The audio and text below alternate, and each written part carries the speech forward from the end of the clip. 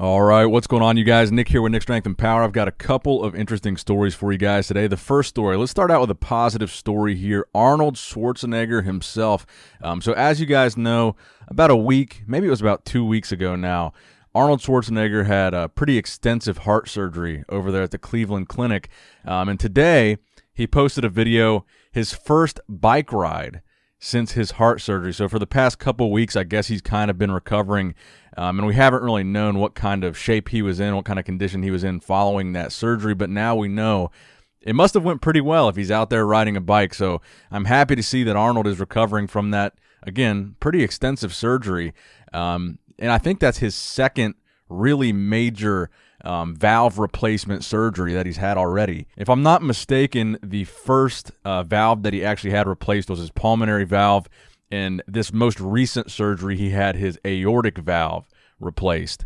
So I'm happy to see the big guy is up and about again, and hopefully by the time March rolls around, hopefully he's going to be at the Arnold and he's going to be active at the Arnold, and hopefully the Arnold Classic still happens this year in March. As you guys know, it was a big debacle last year with the Arnold Classic in Columbus, Ohio. The expo ended up getting shut down. It was a gigantic mess because obviously the virus kind of threw a wrench into that.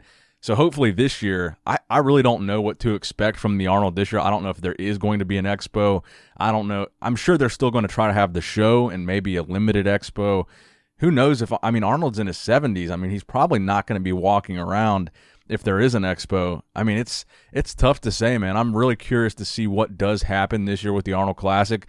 But I think it's a really, really encouraging sign to see that Arnold is out there, riding bikes in the streets of California.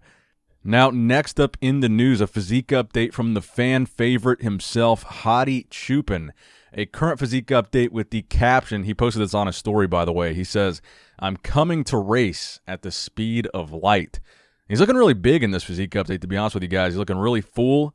He's looking very round. Most of the updates that we've seen from Hadi were mostly conditioning updates. You could just see that he was vascular. You could see that he had, very deep detail. But you hadn't really seen, like, a size update from Hadi. I know a lot of people were sharing that video of Hadi and Phil Heath and saying, look how small Hadi looks next to Phil. So I think maybe Hadi posted this picture because he does look pretty big in this update here. So I think he wanted to remind people, I'm not just really conditioned. I've got a lot of muscle, and I can look big in certain shots, and I'm not going to be made to look small. And I think that's the advantage that Hadi's going to have, again, if he makes it with his visa to the United States to actually compete in Vegas at the Olympia in December.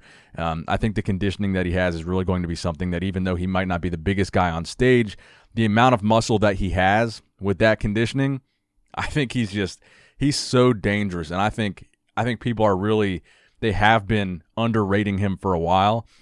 And I think he's going to make a big splash at this year's Mr. Olympia. A lot of people say, last year he only took third because, that lineup was a weak lineup. There are a lot of people that didn't make it to last year's Mr. Olympia. I predict right now that what you're going to see at this year's Mr. Olympia, if Hadi is there, you're going to see all these big names back in it. Phil's back in it. Rami's back in it. Brandon's in it. Dexter's in it. You've got all these big names, and I think you're still going to see Hadi in that conversation. Top 3, top 4. Could he be even in a conversation for a higher placing than that? I think people are going to be really surprised with what they do see from Hadi Choopan at the 2020 Mr. Olympia. And give me your guys' prediction in the comment section below. Hadi did place third last year, and he did win the People's Champion Award last year. Where do you think he will place this year in the Olympia with these new big names added? And do you think he could place higher than last year in this lineup? Now, next up in the news, another physique update, this time in the 212 category. George the Bull Peterson, who is looking to be, honestly, one of the most dangerous guys in the 212 lineup this year. Obviously, he qualified by winning his 212 debut. Very impressive debut. And I've been saying this for a long time. When he was in Classic, people thought that I was being overly critical of him because of the fact that I kept saying, he's not that classic. He's more of a bodybuilder physique. And people thought that was me criticizing him, but that's just how I felt about where he fit in the division. I felt that's why he wasn't beating guys like Chris or Breon, because I did feel he was more muscular and probably a better bodybuilder than both Chris and Breon. And now that he's in 212, I think he's really found where he fits. And I'm telling you, don't be surprised if George is in the top 3 this year. at this year's 212 Mr. Olympia. I think he's really found his place and really found his niche, really, of where he fits in. And I think his physique is extremely dangerous in 212. I think the conditioning that he brings is what you need to bring in 212. And I think he's got enough size. His back is freaky. His legs are freaky. He's got the size to compete in 212 as well as that crazy conditioning. And that's why I've become such a fan of George in that division. And these physique updates that he's posting, again, keep in mind, we're still like 6 weeks out. Let's keep it 100% real. George looks like he could step on stage tomorrow. He looks dry. He looks vascular. He's got all kinds of detail. George could probably compete on a pro stage a week from now. Hell, a day from now. I mean, look how vascular this dude is. He looks insane. So I got to give him props because I like to see, people complain so much when a guy doesn't come in shape or doesn't come in condition at a show. But when you see a guy at this point in his prep, 6 weeks out, and he's already bringing that kind of conditioning at 6 weeks out, again, I'm sure there's lighting and filters and all that plays into it. But I think we should commend when we see someone coming in with good conditioning this far out from a show, we should be saying, yes, that is what we want to see. Hopefully it translates on stage, but we want to see these guys getting shredded, and George, I believe, is going to do that in spades for the Olympia. So shout out to George, and I'm wishing him the best of luck. I'm really excited to see his Olympia debut in 212 coming up in December. Man, we're getting close. We're like a month away. Now, speaking of what we like to see from physique updates, Brandon Curry posted this front double bicep here, where he says this was from a week and a half ago. So I guess that would be a little over 7 weeks out. He looks, dude, Brandon looks really good too. I mean, I think we're going to have a really competitive Mr. Olympia. No one really looks out of shape. Granted, we haven't really seen that much of Phil, but he says this must be what Schwarzenegger was talking about when he said, I'm too wide. And that's what I'm talking about when it comes to Brandon's strong points against a guy like Phil. Phil obviously seems unbeatable. When Phil doesn't have any flaws and his midsection is controlled, Phil is virtually unbeatable. But the only other thing that you could really point out about Phil is just the lack of V-taper.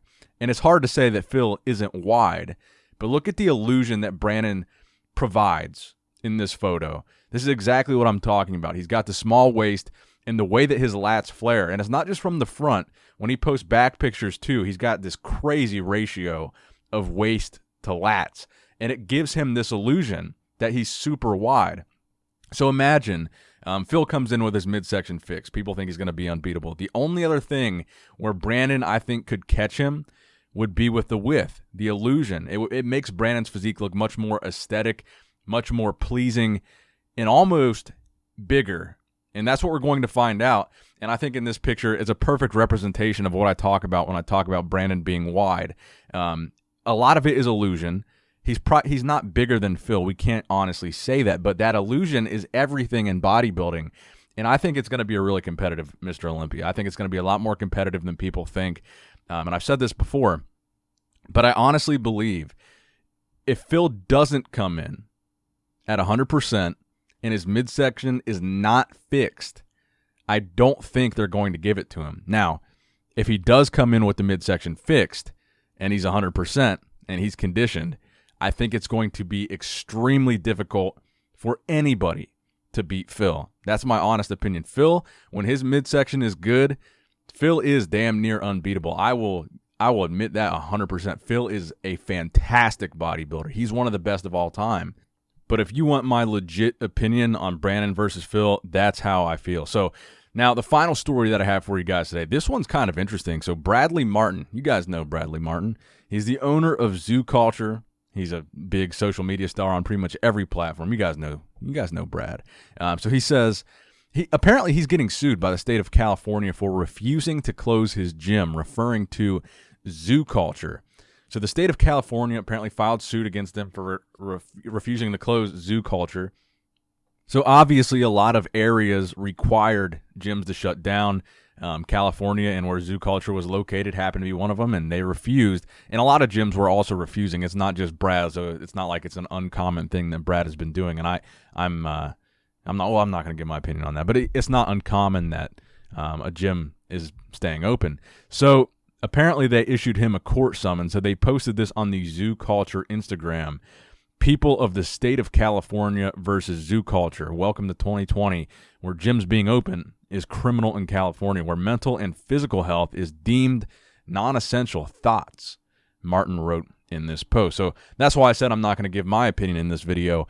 I want to get your guys' opinion in the comment section below. I know that I've talked to a lot of you guys on Instagram, and a lot of you guys have extremely strong opinions on the gym shutdowns, whether it goes one way or the other.